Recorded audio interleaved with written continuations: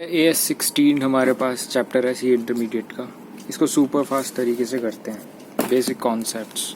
सबसे पहले इसमें ऑब्वियसली एस का नाम ही क्या है, बोरिंग कॉस्ट, तो उसका मतलब हमें पता होना चाहिए व्हाट इज़ बोरोइंग कॉस्ट। इसको थोड़ा सा मैं बता देता हूँ। पहला तो इसमें बोरोइंग यानी कि पैसे बोरो करना, उससे रिलेटेड बोरो करने में जो कॉस्ट आ रही है उसके बारे में बात कर रहे हैं। बोरिंग के बारे में बात नहीं कर रहे हैं, उससे रिलेटेड कॉस्ट के बारे में बात कर रहे हैं। बोरिंग से रिलेटेड क्या क्या कॉस्ट आ सकती है? ऑब्वियसली सबसे पहले इंटरेस्ट आएगा, जो सबसे ऑब्वियस सी चीज़ है।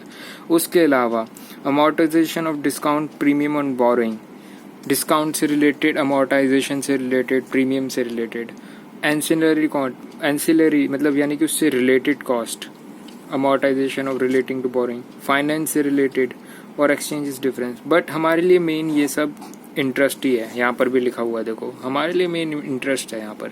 ये सारी भी होती हैं मगर हमें अभी इंटरेस्ट पे ध्यान देना है। तो व्हाट इज़ बोरिंग कॉस्ट वो पता लग गया। बोरिंग कॉस्ट का करते क्या है, हम PNL में डेबिट कर देते हैं इन जनरल। PNL में डेबिट कर देते हैं, एक्सपेंस साइड दिखा देते हैं इन जनरल। मगर हम उसे कैपिटलाइज कर देंगे अगर वो क्वालिफाइंग एसेट होगा। अभी क्वालिफाइंग एसेट क्या होता है उससे पहले हम देख लेते हैं। कैपिटलाइज करेंगे तो करेंगे क्या, यानी कि कैपिटलाइज मतलब होता है कि जो बैलेंस शीट होती है ना, ये है हमारी बैलेंस शीट, उसमें कोई एसेट है, इसमें उसको ऐड कर देंगे उसकी कॉस्ट में, तो यहाँ पर अमाउंट आ जाएगा। उसको बोलते कैपिटलाइज करना। हम कैपिटलाइज कर देंगे प्रोडक्शन, एक्विजिशन वगैरह रिलेटेड, कंस्ट्रक्शन से related of qualifying asset. Qualifying asset होता क्या है? क्वालिफाइंग एसेट एक वो होता है जिसको सब्सटेंशियल पीरियड लगता है फॉर इंटेंटेड यूज़ तक लाने में। अब ये सब्सटेंशियल पीरियड क्या होता है, ये हमें इंस्टीट्यूट ने बोल रखा है कि CA की वो है, उसको जो लगता है वो होगा। तो वो अपनी जजमेंट पे है, तुम कुछ भी एज्यूम कर सकते हो। बाकी 6 महीने होता है वैसे। बट ये हो गया कोर कॉन्सेप्ट्स। इसके अलावा तुम्हें 2 कॉन्सेप्ट्स और बताने हैं। पहला तो एक ये, मान लो ये एक टाइम पीरियड है, यहाँ पर हमारा कंस्ट्रक्शन कमेंस हुआ, उससे पहले का जितना भी इंटरेस्ट होगा ना, हम उसे डेबिट करेंगे, कैपिटलाइज नहीं करेंगे कभी भी।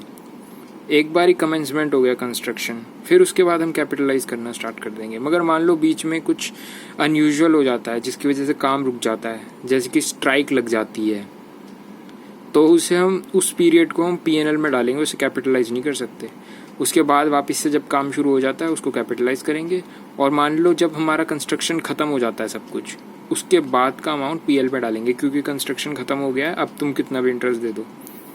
ये सारी चीज़ हो गई। इनकी टर्म्स होती है, कमेंसमेंट बोलते हैं इसको, जब हमारा लोन हो जाता है हमारे पास, कंस्ट्रक्शन स्टार्ट हो जाता है।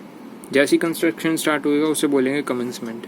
जब मैंने स्ट्राइक वाला जो एग्जांपल दिया था, आग लग जाने वाला है कुछ भी जिसकी वजह से हमारा काम रुक गया है, उसको सस्पेंशन बोलते हैं। और जब हमारा काम पूरा कंप्लीट हो जाता है उसको सेसेशन बोलते हैं। यही चीज़ इंस्टीट्यूट ने अपने मटेरियल में यहाँ पर फट गई, कमेंसमेंट ऑफ कैपिटलाइजेशन यहाँ पर लिखा हुआ है। उसके अलावा सस्पेंशन ऑफ कैपिटलाइजेशन और सेसेशन ऑफ कैपिटलाइजेशन, यही 3 चीज़ों को यहाँ पर मैंने ड्रॉ कर रखा है। उसके अलावा एक चीज़ आपको और सीखनी है जो आपको इलस्ट्रेशन में भी मिलेगी और प्रैक्टिकल क्वेश्चन नहीं, इसमें शायद से नहीं मिलेगी, इलस्ट्रेशन में मिलेगी। स्पेसिफिक और नॉन स्पेसिफिक। देखो लोन जो होते हैं ना, 2 तरीके से हो सकते हैं, स्पेसिफिक और नॉन स्पेसिफिक।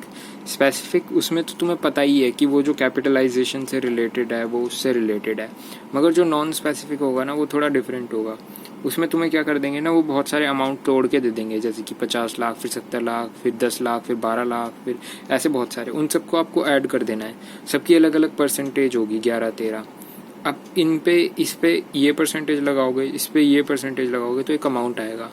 उस अमाउंट को इससे जब आप डिवाइड करोगे ना, समझ रहे हो ना, परसेंटेज निकाल दोगे, आपको कैलकुलेशन पता होगी, तो यहाँ पर एक परसेंटेज आएगा। इन दोनों को ऐड करके नहीं आया, ये अमाउंट को और लोन के अमाउंट को करके आए।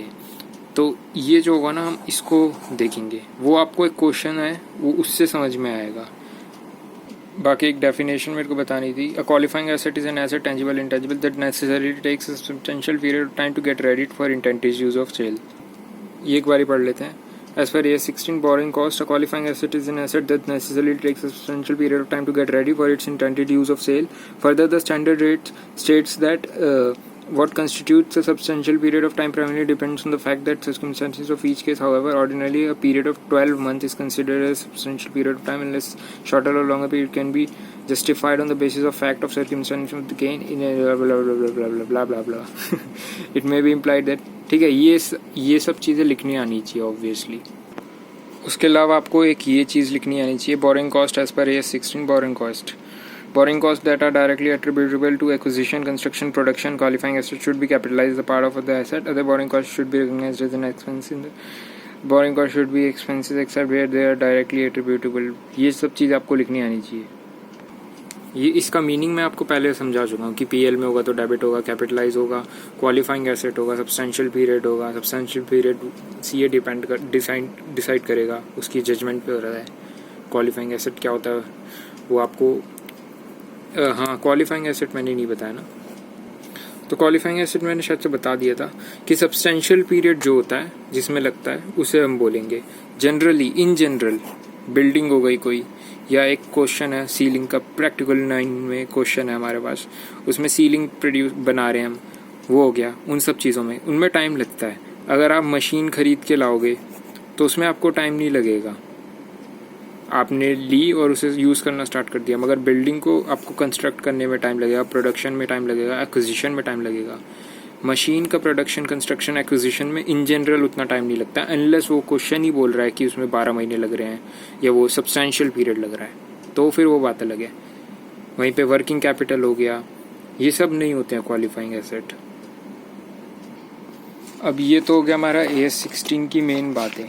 अब इसके अलावा एक वीडियो और बना रहा हूँ मैं, जिसकी ये तो पार्ट 1 है. पार्ट 1 में मैंने कॉन्सेप्ट बताया. पार्ट 2 में मैं जितने भी सारे क्वेश्चन मेरे को इंपॉर्टेंट लगते हैं उनके मैं थ्रू बताऊंगा कि कौन सी चीज़ है डेंजर पॉइंट जहाँ पर गलतियाँ हो सकती है, और उनके थ्रू मैं कॉन्सेप्ट्स बताऊंगा. तो पार्ट 1 यहीं पे ख़त्म कर रहा हूँ. AS16 का मेन चीज़ बता दिए मैंने जितना बताना था.